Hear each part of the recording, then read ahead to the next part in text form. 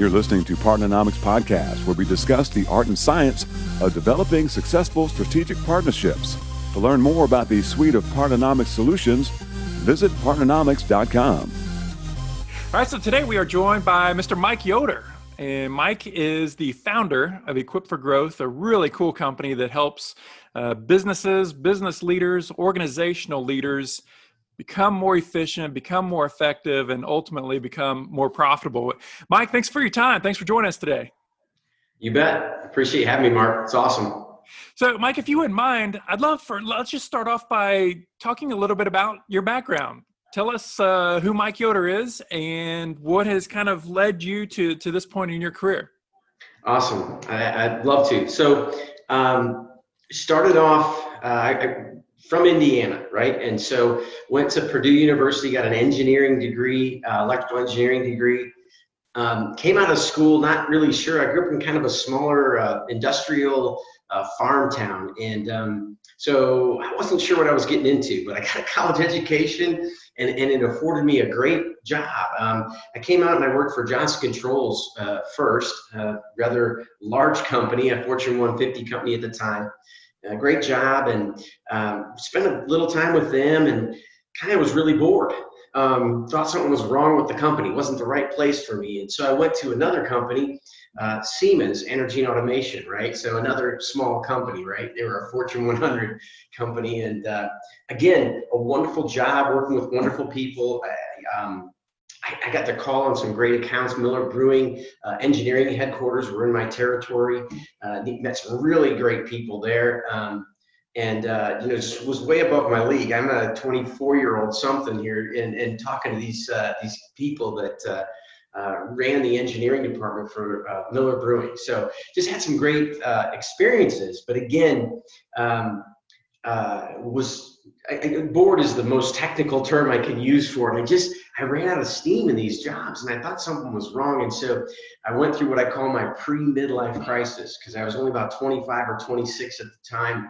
I got my ear pierced. I sold my car, got a Jeep, and I was painting houses to make a living for about a 6-month sabbatical to just kind of go, what do I want to do?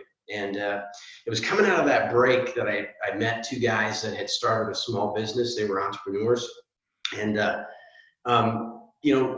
they were doing some software stuff, and they said, hey, Yoder, go knock on doors and sell vaporware, just solutions, warehouse management solutions. This is when the barcodes and scanning equipment were just taking off. And so I thought, great, I'll do that. So I went and knocked on doors for a few months and sold a few systems, and we were trying to build them, and we were realizing that we weren't making money at custom software. And they then said, hey, we can print little barcode labels for libraries, call on them. So I thought, okay. So I started calling libraries and asking them if they wanted to buy our barcode labels. And one day I had a conversation with a gal, and she's like, yeah, we haven't put the labels or barcodes on our collection yet. Would you be able to sell smart labels? And I said, just a second, ma'am. Hey, Jeff, do we do smart labels? And he said, sure we do. And I said, okay. Yes, ma'am, we do smart labels. And she said, great, come out tomorrow and we'll work through some numbers and see if it's something we can, give me a quote or something. I get off the phone and I say, Jeff, what's a smart label? And he says, I have no idea, but figure it out. And so fast forward, we took over a bunch of market share. In about 2 or 3 years, we grew that to $1 million in sales. I had 2 people working the phones. I built up this telemarketing system. I was an engineering grad from Purdue, a farm kid from Indiana. I had never had any marketing or sales training, and I just kind of taught myself how to listen to the customer and how to communicate with them, and put this together. And we got to $1 million in sales selling little 2-cent labels, right? So landed some really big contracts with some large libraries. University of Illinois in Champaign-Urbana was one of them, and they at the time were the 4th largest library in the country. So just a really neat experience. I went on from there to be a part of, as kind of the number 2 person and or starting a company. I was involved with about 4 to 6 of these different little adventures. I'm trying to go off the top of my head here. I think it's 5 actually. But I love to come in, start, fix, build, grow, get it going, right? And so what I learned is that I was an entrepreneur. This word that we get, I guess it has a lot of meanings. And in today's times, we often think of the entrepreneur as, say, the Jeff Bezos, right, of Amazon, these large companies. But there's an entrepreneurial spirit, whether someone starts a company or sometimes they're the leadership team and they have that spirit of ownership of, hey, let's grow something, let's do something that's pretty crazy and that we can just kind of make our own.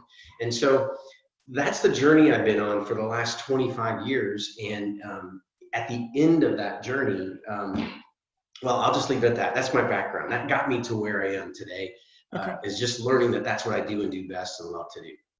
So Mike, you started your company, Equip for Growth.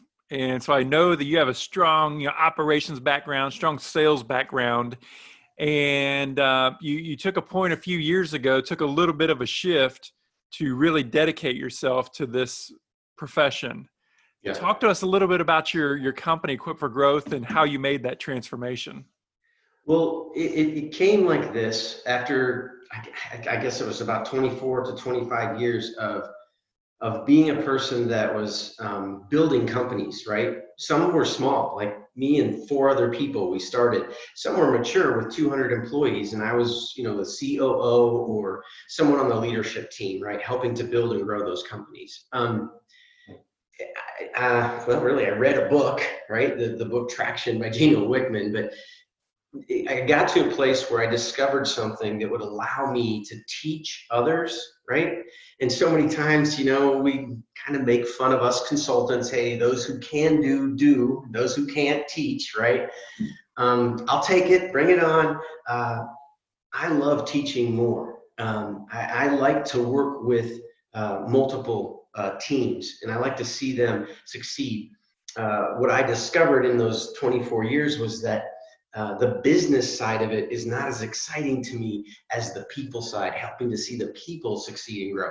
And I don't mean that glibly. I mean, it's not that I'm better than someone else. It's just that's what really fires me up. And so in reading the book Traction that talks about this entrepreneurial operating system, this framework, and seeing how simple it made what I had worked so hard at doing for 24 years in these different adventures, I saw an opportunity to be able to take that and work with different teams of people. And so that's how Equip for Growth started.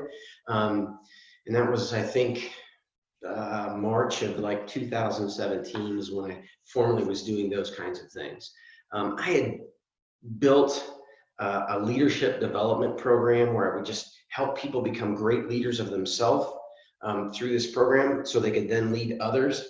I had written that back in 2014. So really, technically, that's when I started Equip for Growth, but didn't hang a shingle out and say, hey, I'm going to burn the boats and go out and teach people until 2017.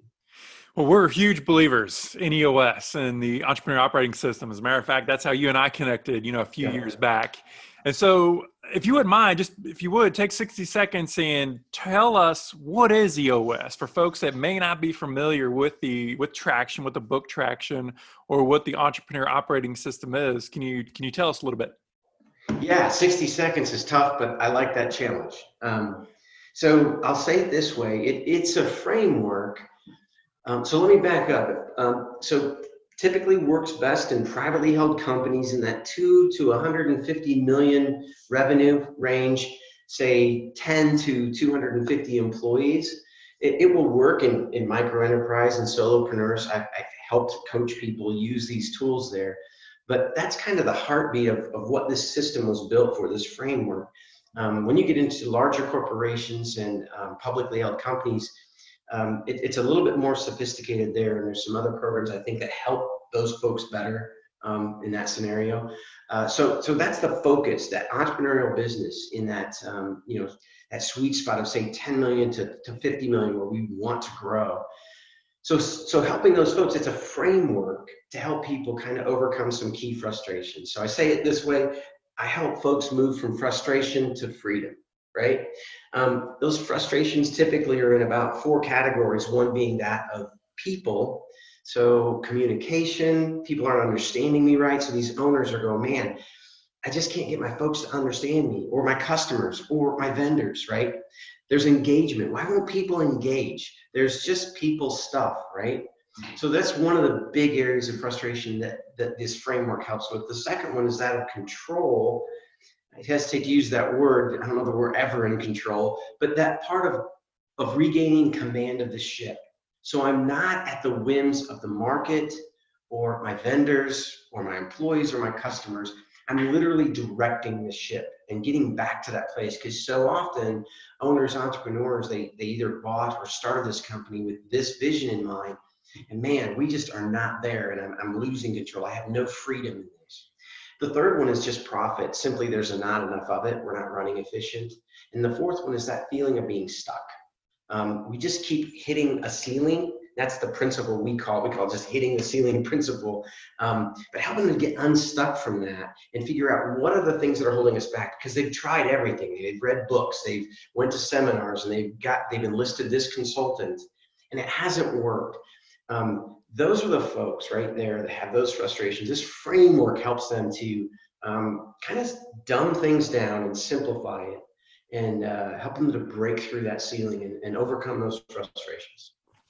So Mike, whenever I think of EOS, so I think it's similar to how it's even positioned a lot of times, is that it's an operating system. So just like, EOS is an operating system for small to medium-sized businesses. All of our phones, all of our laptops, all of our tablets have operating systems as well. They have these different processes and rules and procedures.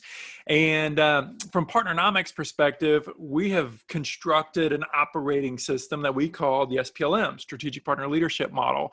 And so, there's a lot of different parallels, I guess, between, really with any type of operating system, whether it's a project management operating system, a small business operating system, strategic partnering operating system. What I'd like to do is I'm going to kind of pose some different questions or topics for you, and just let us know from your experience in working with dozens and dozens of different companies, how those play into the success equation. You just mentioned the word vision. Right. So let's start there. Sure. What does it mean to have a vision, or for an entrepreneur or an executive to have a vision or a company vision? And why is it so important?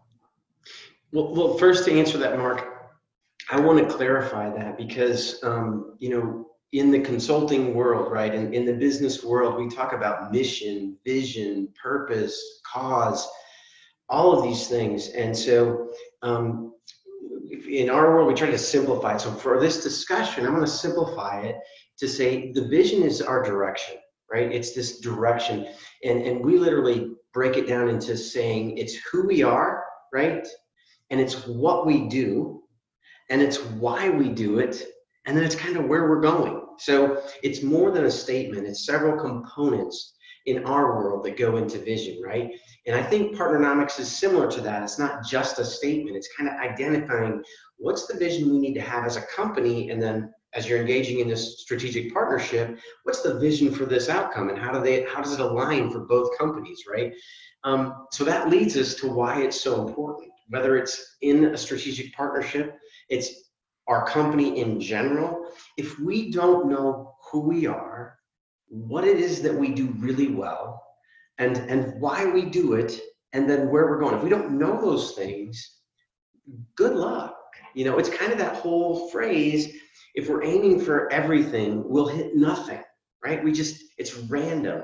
And so that's the philosophical reason, right? Now, practically, there's an amazing thing that happens when people are aligned. Now, you've got to see this in the strategic partnership world, right? When two companies come together and they are aligned, they can overcome all kinds of obstacles. Whereas when we're not aligned, the first obstacle ends up blowing the partnership up, right? Or making negative feelings and attitudes about it. So the first practical thing is alignment for everyone. So we know where we're going and what we're doing. This then leads to productivity. And this is kind of a weird one, but listen, if I know I'm John, I'm over here welding, and I know the vision of the company, And yeah, it's some of that stuff out there I don't care about, but to a degree, I know they know where they're going. These leaders, I know we've got a direction. I know how what I do when I do this weld today, right now, how it contributes to the greater good of the company. And I get that's a little bit, I'm drilling down in, but at the end of the day, when everybody does know why we're doing what we're doing, it changes the whole culture that you're creating throughout your organization. So, I mean, we could go on and on, but that's my first swing at it as far as it's more than a statement. That's just not it at all. But when we have clarity around where we're going, what we do, who we are, and why we do it, then we can draw people to that. That's when magic happens. And Gino says it this way, literally, when everybody's rowing in the same direction. I mean, 2 + 2 = 6. It just does. It's weird. Like, I think the statement is the sum of the parts is greater than the whole, or the whole of the parts is greater than the sum, whatever. Bottom line, 2 + 2 = 6 sometimes. And that alignment piece is where that happens. You can totally get that multiplier effect. I think Yeah. whenever we go in as Partnernomics and we talk to executives and we talk about the importance of culture, it's really easy to get people to understand, agree, yes, absolutely, we want a better culture. Culture is so important. Yeah. But then almost in the same breath, we talk about, okay, so what are you trying to accomplish? Where are you trying to take this thing? What does it look like in 15 or 20 years? Yeah. We're basically talking about, in our language, vision, mission, core values, your purpose, those things. And then somehow those things seem to come across as soft or, it's kind of not important, but we're all about culture. Well, to us, to me, it's the same thing. I mean, that's the kind of the basket that holds all of those components.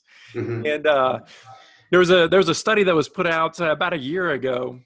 I think it was by the McKinsey Group. There's a bunch of them out there, but they were talking about getting people vested. And the question was, is it about wages and paying them more? Or is it about getting them emotionally charged and emotionally engaged and really bought in to make a difference? And the overwhelming answer is people work for the emotional connection and having that purpose than they do for money. Absolutely. If I can keep you here by paying you more, I'll lose you when someone else pays you more than I'm willing to. If I reward that behavior and that's a culture, right? That is an active culture I'm creating. So yeah, and it's not soft, it's reality, right? If it's clear, right? That whole piece, and you hit on this a little bit. I'll share this a little bit. In the EOS framework, culture is we utilize the core values, right, to define that. And so a practical way of that, of doing that, is that we say that you literally use them to hire, right? So you're not, like, I try to talk you out of coming to work for me by telling you what our core values are. So, hard work, it's one of our core values. So if you're kind of a work smart guy or gal and hard work, you'd hate it here. You'll totally hate it here. Don't even come, right? So I literally try to repel people because we've created a culture where it matters. And then I literally use them to help people off the bus, right? So, hey, you've exhibited over and over again, you don't really want to live out these 3 core values of our 5, right? And we've talked, and you kind of just screamed out loud, I don't really want to be here. And that's part where we say we hire and fire. That's that releasing them off the bus based on core values, because at the end of the day, they're not going to be happy here ever, right? They're going to have more fun somewhere else where they do fit. It's not about good or bad. Great person, wonderful person can just not exhibit the core values that you and I put together for our company, right? The other one is then we just constantly are rewarding and recognizing. So whether it's good or bad, I'm calling it out right away. I'm praising in public. That's awesome. Judy, way to go on this core value. And then in private, I'm criticizing. Hey, Judy, let's go for a walk. Man, the way you had that conversation with a customer, you dropped the ball. Let's see if we can do that different next time. And so I'm doing that, and then we use them in our reviews, right? Hey, we're having conversations constantly about them. I like to joke about this, and people say we put our core values on the wall and we put them on our t-shirts and put them on our coffee mugs. And I'm like, that's great, but that's what we call icing on the cake, right? If the cake isn't there, then don't do that, right? First, you need to talk about them daily and you need to walk them out. And this comes down to the leadership team. I start right there and literally evaluate the leadership team. And if they create core values, right, that are aspirational, I'm kind of like, you know what? You just graded yourselves that none of you are doing this one core value very well. Don't do it. Everybody will laugh at you if you say that's a core value. So let's uncover the things that are really here already. Let's discover them. I kind of went off on that, sorry, but that's part of that vision where who are we? And it's defined by the core values. And I hope that helps folks, just that's how you create culture, right? I can't create culture by talking about culture. I need to go, hey, these are the activities and actions that we got to live out daily. Yeah. I'm sorry. No, that was perfect, Mike. That's a great segue into what I want to chat with you about next is just this topic of teams. But you mentioned kind of hiring and firing and getting the right people on the right bus, so to speak, right? The good to great. What kind of advice would you have to, let's say not the executive team, which I know you work a lot with, but let's say like at a manager level or department lead level? When it comes to teams and people and hiring and firing and management and accountability and those sorts of things, what kind of advice would you have to that person that's stepping into a new role, into that management function where they're going to be leading a team? Well, I'm a firm believer things rise and fall in leadership. So I have to go back and start with the leadership team. And I want to just point this out. This is kind of my discovery in the last couple of years of working with 30 some companies and over the years. I used to think leadership team. That phrase is a contradiction, right? You and I are leaders, Mark. If we're sitting around a table, somebody throws a problem in the middle of the table, we're not going to go, hey, let's have a friendly conversation about how we should address that problem. You and I are going to just go for it. We're going to grab it and go, here's what you need to do. Okay, Mark, you do this. I'm just going to take control. Or you're going to take control. We're leaders. We sharpen our elbows and we go get it done. So when you say leadership team and I bring a really sharp salesperson, a really sharp marketing person, a great operations person, a great finance person, a great leader of all that team, I put them all in the room and they're all strong leaders and go, now be a team.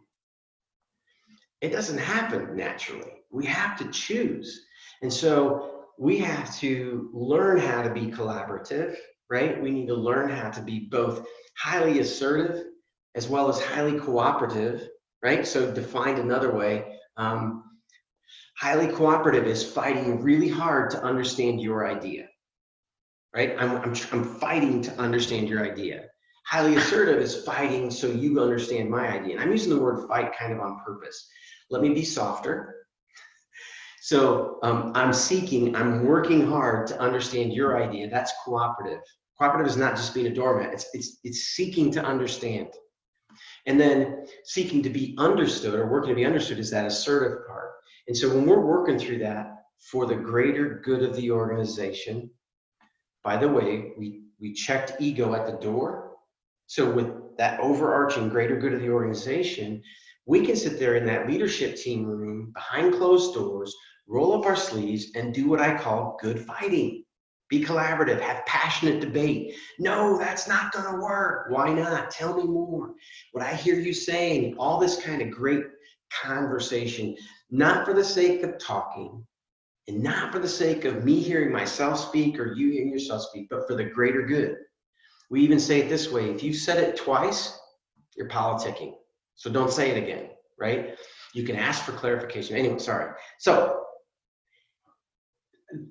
I need that leadership team to be cohesive and functional as opposed to dysfunctional and separated. So when we walk out of this leadership team room, there's no chink in the armor. As the leadership team goes, so goes the rest of the organization. So getting to your original question, if I'm a next level manager, right, stepping into this organization, and I look up and I see dysfunction and lack of cohesion at a leadership level, I first got to ask myself, how can I lead up and influence that to get better? Otherwise, I'm not going to want to stay here long, right? So owners and big time leaders out there, did you hear what I just said? If you get a great leader you hire in and you're living out dysfunction in front of them, they will not stay. That's why they're a great leader. You'll only get average to less than average leaders and managers if you're not doing this. And it's not easy. It takes work. Secondly, to that person that comes into that, hey, take it downstream, right? So live, walk the core values, right? With your team, be consistent, walk the talk, communicate, over communicate, seek to understand, build collaboration in that team. Hey, we're going to have moments where I want feedback from you. What do you mean? You want our input? Management never listens to us. Yes, they do. Today they do. I do. Tell me what your input is. I hold the hammer at the end of the day. We're not going to do everything you want, like, free licorice throughout the whole work shift. But we're gonna create that collaborative environment. So again, I curveballed my answer to you there, Mark. So go ahead and ask it again if I didn't get at what you were looking at. No, you totally hit it. And something that I want to just put an exclamation mark on, just so we make sure that we hear it, because we talk about it so much. What I hear you say, and I couldn't agree more, it's embrace conflict. Conflict itself is neither good nor bad. Conflict is neutral, but it could either be productive or destructive. And that's where leadership comes through as to which path we go down. Right. I remember you teaching that in one of the things that I was listening to. So I remember that. And I champion that same thing. Here's another thing for folks out there that say they are conflict avoiders, right? So keep in mind, sometimes when someone gets mature emotionally, right, and we get good at running toward conflict, right, sometimes someone else will look at that and say, oh, they like to fight, right? We don't want to be that. We don't want to just stir dissension for the purpose of doing that. But the reason I say this because my wife says that to me. She's like, well, you just love to fight. I'm like, actually, I don't. I hate it. But I want to get to the other side quicker, right? I want to get to the other side. There's an opportunity for learning here. Either I misunderstood you, you misunderstood me, or we flat out just hurt each other. We just threw stones at each other. We did something goofy. We need to get beyond that to the other side. In that, we build trust. Like you said, it can be constructive. So I come to you hat in hand saying, Mark, man, yesterday I blew it. I mean, I should not have said half of what I said to you. Totally blew it. I'm hat in hand. You have an opportunity whether to forgive or not. And then we just, okay, let's unravel it again. Here's what got me fired up. Here's what you said. We are now being constructive, right? And we get to the other side of it quicker. I mean, the longer that we avoid it, the more in my mind I make up about what you're thinking or doing or said that's not true. And the same with you. So now, as we're standing here and we're avoiding conflict, instead of just having one misunderstanding between us, it gets all fuzzy. There's a cloud of doom and gloom between us, and that's ridiculous. Yeah. Whether it's two guys having a beer together, or it's two or three people sitting down and being open and honest, maybe with a mediator, whatever it takes to fight through that stuff. And that's absolutely not soft. It's literally people. Yep. So you mentioned earlier, EOS is an entrepreneurial operating system. It's an operating system. I call it a framework, right, for us to run our business using. This is a little secret we don't typically say, but if you step back and look at it, and for folks that have been working in this, that I'm working with, a year or a year and a half down the road, they start to look back and go, man, this almost always goes back to like 80% of what we're dealing with goes back to people stuff. Like, well, that's because the people are the ones that do the processes. The people are the ones that take care of issues. The people are the ones that execute the vision. The people are, I'm going to say it, they're our biggest asset, right? Our biggest resource. Well, then let's give them a framework so they know what's expected of them. So a big part of this framework of EOS, the tools, just like your framework, right? For the SPLM, at the heart of all of that, it's giving people, there's tools, there's data, there's business stuff in there, but it's giving people clear direction on what their responsibilities are and how we work together and what expectations are. Yeah, it all comes down to people. That's what we say. Companies don't do business with companies. People do business with people. Right. It's all about people. That's where it starts and that's where it ends. Thank you so much for sharing all of these insights with us. You definitely dropped some nuggets out there for us to consider and hopefully for us to put into our businesses to help us out. But thank you so much for your time. Look forward to watching you continue to grow your business as you help to grow other businesses. So thank you. I appreciate that. Love to help. That's one of my core values is help first, right? How can I help? So thanks for having me on, Mark. I really appreciate it. Love talking about this and would love to help anybody else out. Awesome. Thank you so much, Mike. Partnernomics Podcast is brought to you by Partnernomics. Learn how to leverage the power of partnership. To listen to more episodes of Partnernomics Podcast, visit partnernomics.com.